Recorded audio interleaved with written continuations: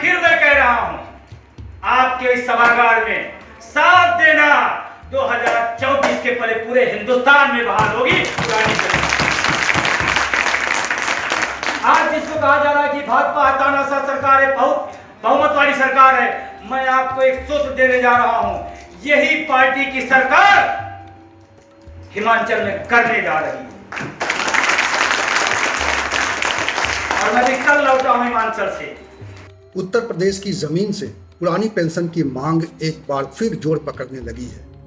पुरानी पेंशन की मांग और निजीकरण के विरोध का झंडा बुलंद करने वाले संगठन national movement for old pension scheme यानी NMOPS के नए पदाधिकारियों के स्वागत समारोह के बहाने एक बार फिर ये मुद्दा गरमाने लगा है।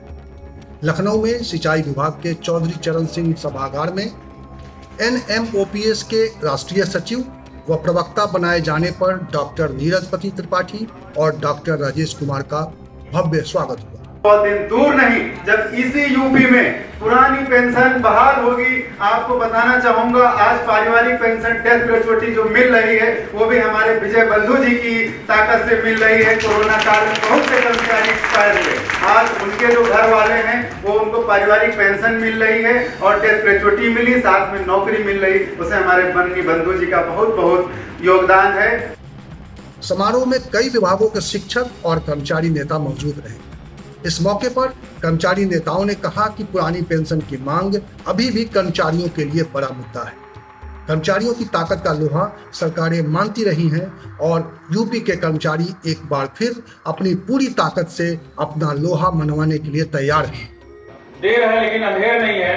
आप लोग एकजुटता और एकता के अनुसार जिस तरीके से कार्य कर रहे हैं, इसी तरीके से विजय कुमार बंधु जी का साथ दें तो वह दूर नहीं होगा कि आज हम राजस्थान और छत्तीसगढ़ की खुशियां मना रहे हैं, उत्तर प्रदेश में भी हमें खुशी मनाने का मौका जल्द ही मिलेगा, ऐसा मेरा विश्वास है। इस स्वागत समारोह में कर्मचारियों के जोश के बीच NMOPS के राष्ट्रीय अध्यक्ष व अटेवा के प्रदेश अध्यक्ष विजय कुमार बंधु ने कहा कि पिछले दिनों जयपुर में हुई राष्ट्रीय कार्यकारिणी के फैसले के अनुसार 21 जून को विश्व योग दिवस के अवसर पर देश भर में ट्विटर अभियान और 9 अगस्त से NPS के निजीकरण भारत छोड़ो अभियान के तहत जागरूकता कार्यक्रम चलाया जाए। राष्ट्रीय अध्यक्ष विजय बंधु जी के नेतृत्व में एक विस्तृत प्रोग्राम बनाया गया है। इसके तहत हमारा 2022 में पूरे देश के प्रत्येक राज्य में चिंतन शिविर का कार्यक्रम है। इसके अलावा पूरे देश में एक साथ पहली बार 1 अक्टूबर को अंतर्राष्ट्रीय वृद्ध दिवस के अवसर पर पूरे देश में एक साथ सभी पेंशनर्स और सभी वृद्धों का सम्मान किया जाएगा।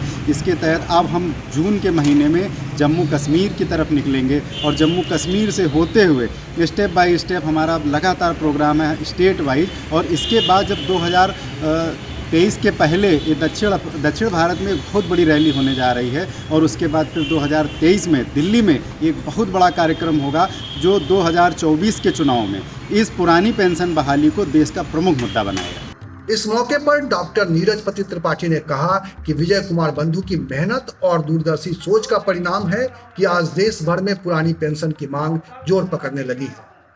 वहाँ पर जयराम ठाकुर साहब मुख्यमंत्री हैं भाजपा से, हमने कहा यह कि हिमाचल में NPS रहेगा।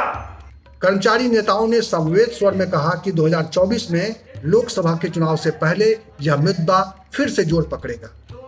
अच्छा, अभी 24 से पहले मैं अभी बात सुन रहा था बंधु जी की, तो ये कह रहे थे कि जो जिन राज्यों में चुनाव होने हैं वहाँ भी आपको इस मुद्दे को, जैसे आपने उत्तर प्रदेश में ये मामला उठाया था और इसका एक फ़ायदा भी दिखाई दिया, जिस पार्टी ने इसको अपने घोषणा पत्र में शामिल किया उसको अच्छी कामयाबी मिली, तो क्या आप जिन प्रदेशों में चुनाव होने जा रहे हैं, जैसा आप हिमाचल प्रदेश में पहले से एक्टिव हैं, लेकिन उनके अलावा हिमाचल, गुजरात और जिन राज्यों में चुनाव होने हैं, क्या आप वहाँ भी अपनी इस तरह की कोई अभियान चलाने जा रहे हैं? जिन राज्यों में चुनाव होने जा रहे हैं वहाँ NMOPS के बैनर तले पोस्टल बैलेट को लेकर के हम लोग एक बहुत बड़ा कैंपेन शुरू करने जा रहे हैं कि जिन राज्यों में चुनाव होने हैं वहाँ कर्मचारी को हम पूरे अपने इस पुरानी पेंशन के मुद्दे पर यूनाइट करेंगे और पोस्टल बैलेट के आधार पर हम वहाँ पर जो सरकारें हैं उनको ये चैलेंज करेंगे कि ये हमारा मुद्दा ऐसा पहला मुद्दा है, यदि आप इसको नहीं करते हैं तो ये चुनाव में किसी भी सरकार को बनाने और बिगाड़ने की क्षमता रखता है। उत्तर प्रदेश के अंदर पोस्टल बैलेट के अंदर 312 सीटों पर आपने जिताया है, ये कोई छोटी घटना नहीं है।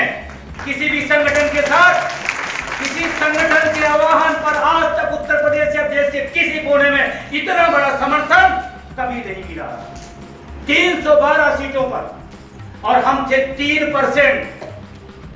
कर्मचारी के लिहाज से, उत्तर प्रदेश की आबादी के लिहाज से देखा जाए, संचालक महोदय, 3%। आपको जानकारी के लिए खुशी होगी, हिमाचल में जनसंख्या के अनुपात में पूरे देश में सबसे ज्यादा 15% से ज्यादा कर्मचारी है। जिंदाबाद जिंदाबाद, जय युवा, जय जवान। कर्मचारी एकता जिंदाबाद, जिंदाबाद जिंदाबाद। अर्जुन के टक्कर में बंधु जी संघर्ष करो, हम तुम्हारे साथ हैं। बंधु जी संघर्ष करो, हम तुम्हारे साथ हैं। धन्यवाद साहब। NMOPS के नए पदाधिकारियों के स्वागत समारोह में जोश और जज्बे के साथ कर्मचारी नेताओं की एकता और पारिवारिक प्रतिबद्धता भी साफ तौर पर दिखाई पड़ी। इस मौके पर NMOPS के राष्ट्रीय अध्यक्ष और राष्ट्रीय सचिव के परिजनों की मौजूदगी को भी कर्मचारी नेताओं ने सराहा और इसे अपनी ताकत बताया। अटेवा के इस कार्यक्रम के जोश को देखकर ऐसा लगता है कि यह मांग अभी 2024 चुनाव में बहुत तेजी से जोर पकड़ने जा रही है। मुद्दा आपका 2024 आने वाला है। हम 23 जो 22 में इलेक्शन हुआ है, 22 में जो भी पार्टी दल हैं, 22 में जो भी दल लड़े, उनको इस बात का एहसास हो गया कि कर्मचारी कुछ भी कर सकता है, और कर्मचारी ने किया। द इंडियन पोस्ट की रिपोर्ट।